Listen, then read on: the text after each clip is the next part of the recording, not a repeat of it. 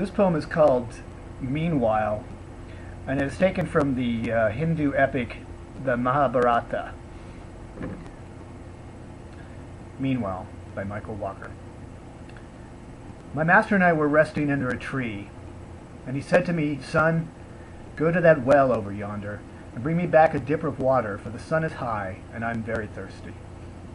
So I went to the well, and as luck would have it, I met a girl there, drawing water for her family, and she was young and bashful and quite beautiful.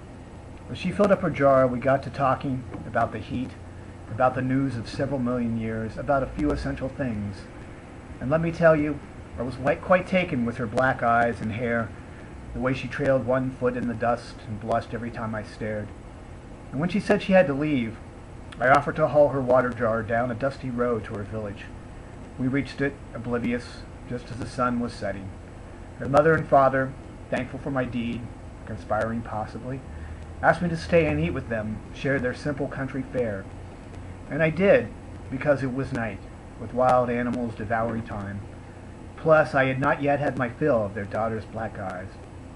They told me I should stay with them, since I was not bound anywhere in particular, and I did, for several days. Enough to fall madly in love with a girl whose name now escapes me. But we were married there in that village and had children, and I worked hard, day after day, harvesting stones, struggling for bread, coming home to this girl, no longer a girl, who would brush the hair from her eyes, trail one foot in the dust, and blush every time I stared. One day, I noticed that her hair was no longer black. Seemingly overnight, it had turned gray, and I suddenly remembered my master was waiting patiently for me, thirsty under that tree.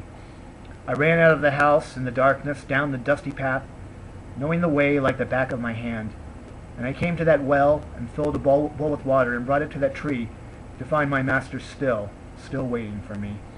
And he took the bowl and drank forever while I watched, and when his thirst was abated, he looked at me and laughed and said, "Good, you nearly kept me waiting."